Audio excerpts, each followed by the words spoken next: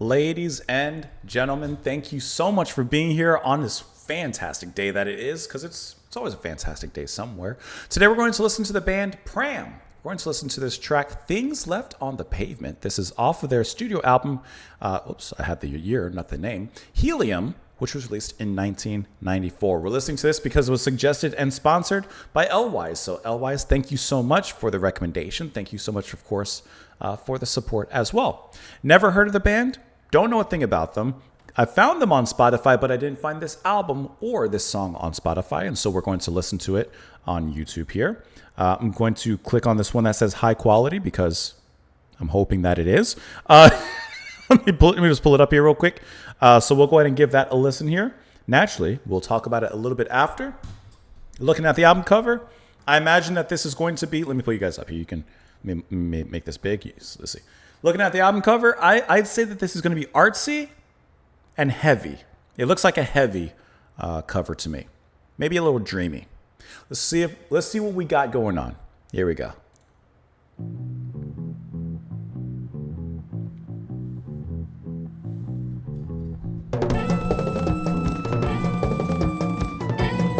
Not at all what I was expecting already.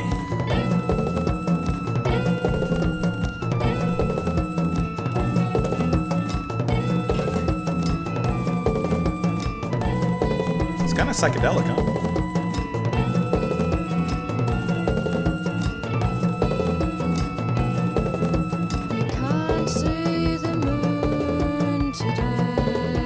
Really not what I was expecting.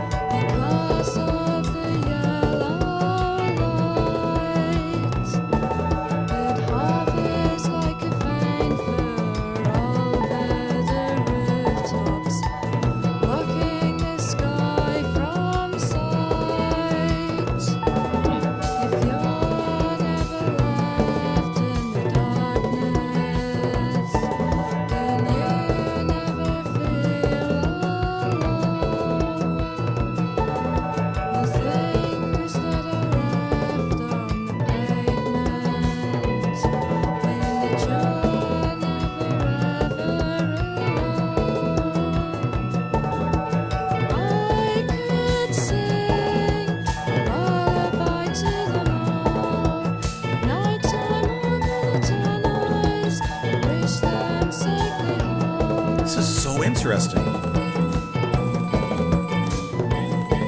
It's very psychedelic to me.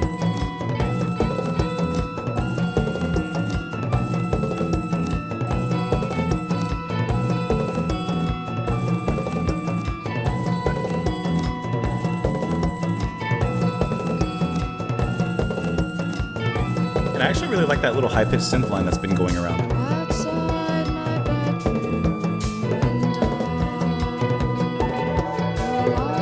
Listen to the drummer.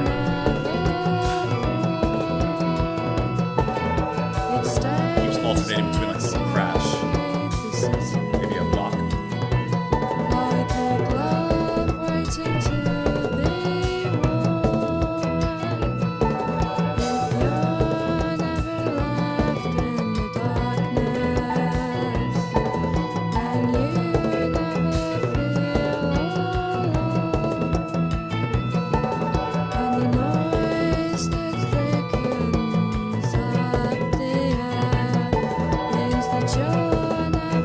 Kind of krautrockish rockish when I'm thinking about it.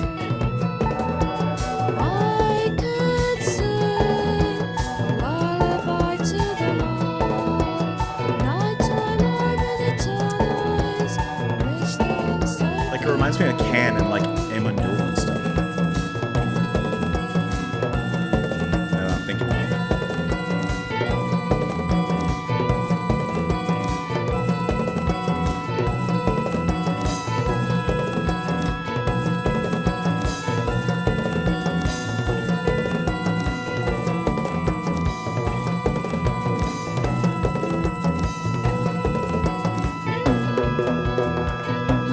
Waiting for that change.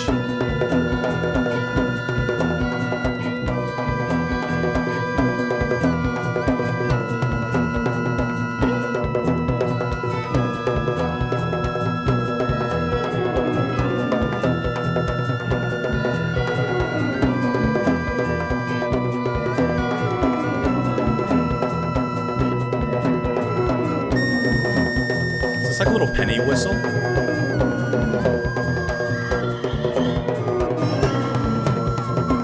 This is deeply psychedelic.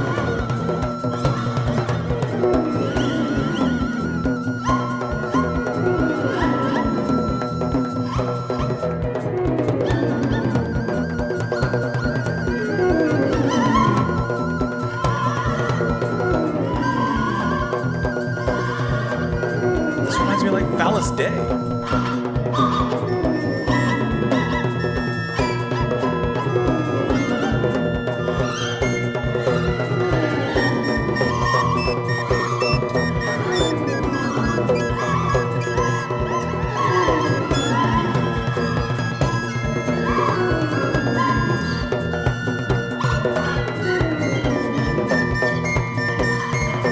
This is like the solo.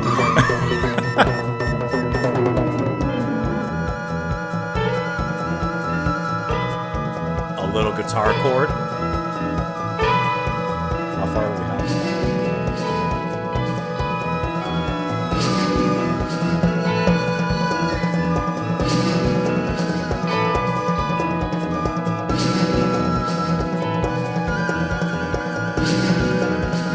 I wonder what that sound is. Like some harsh strings being strummed. What the effect is. Almost percussive.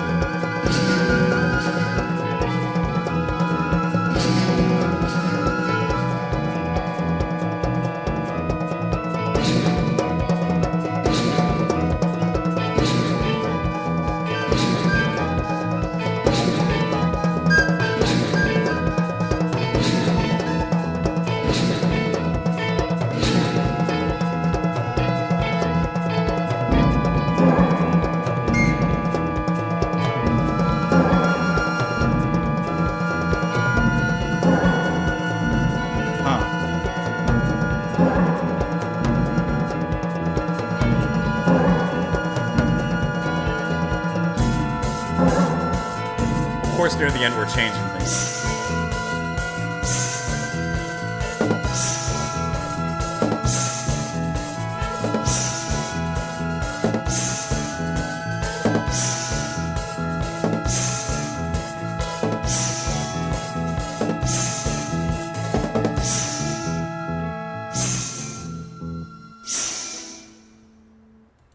Okay. I like to be pleasantly surprised. I told you what I thought just based on the album cover, and we got nothing at all like what I was thinking about with the album cover. Tell me if I'm remiss or if you think I'm wrong, because this sounds like to me like krautrock, like Can, Amen Duel, Phallus Day. I'm putting this in that same box, which, like I said, this album came out in '94. I was not expecting this kind of sound from the band whatsoever. I was not. In the very beginning, when the drums started with the right, with little percussion, I was like, okay, it's kind of sounding psychedelic. Then this little penny whistle, flutes, whatever is being playing that melody throughout. As it was going and as she started singing and the way that it was being done, for some reason I was thinking the Doors a little bit, like not exactly like the Doors, but like in a sense, some of the more eerie atmospheres that they would dwell into. But as the repetitiveness of the music kind of began to not wear on me, but like make itself cemented in my mind, not to play off the Pavement, but actually, you know what? I can play on that one. It really began to make me think about krautrock, and I was like, oh, Can, Amen Duel, and bands like that. And I think that sounds kind of interesting and cool. I would be really curious. I can't, because I'm not on Spotify and I can't have this album on Spotify or pull it up. I'd be really curious, honestly, to see like where this goes, or like just to get like an extra little context from like a track or two, because I think that this was really, really interesting to listen to. Rosie Cuxton on the vocals here, as well as some of the keyboards. I like and don't take this as a negative because I don't mean it that way, the seemingly amateurish way that the recording of her vocals are done, because it allows for those imperfections, those little fallacies to enter, and makes it more human and to me more engaging to listen to and more natural to listen to. And I like how her voice just kind of delicately but still cut through the music quite nice and made it very, to me, psychedelic and almost very like a ceremony of sorts. You know, it kind of felt trance-inducing. That's a great way of saying what I'm trying to say.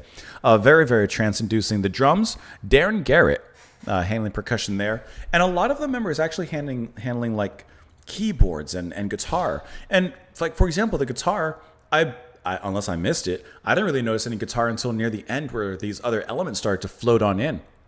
Then you had these, I mean, Max Simpson is handling keyboards and sampler. You definitely heard some sampled sounds coming in with, like, I couldn't even tell you what, but I don't know, like an orchestra sample at some points, and different things that would enter in and come out, sound effects and such.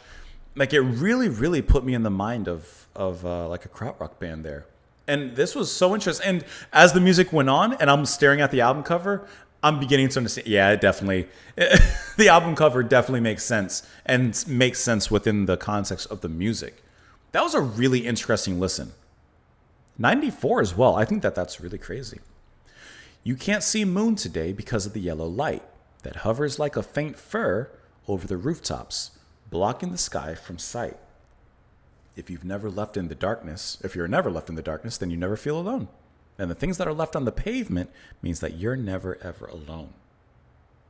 I can sing a lullaby to them all, nighttime over the tannoys, wish them safely home. Outside my bedroom window, the night will never fall. It stays outside the city like a glove waiting to be worn. If you're never left in the darkness, then you never feel alone. And the noise that thickens up the air means you're never, ever alone. And the things that are left on the pavement means that you're never alone. Things left on the pavement. Like evidence of people left on the pavement, even if it's something like trash being left on the pavement, is still evidence that you're never alone. So let it be a reminder that even in your loneliest, you're still surrounded by people, and to never, I don't know. Actually, I'm not sure. I actually have no idea. I don't know. This is really, really cool. I've never heard of the band, and I just think that this is like very interesting. I always say like okay, this is actually a great track to say what I'm about to say. Even if you don't like this track or like how it sounds or anything, I feel like this is something that can be appreciated as like progressive or trying something different. My uncle texted me today. He was chatting with me. He was texting me. Let me pull up his text. We were talking about old vampire movies because he asked me if I like vampire movies. And I said, yeah, I saw the most recent Nosferatu. It was fine.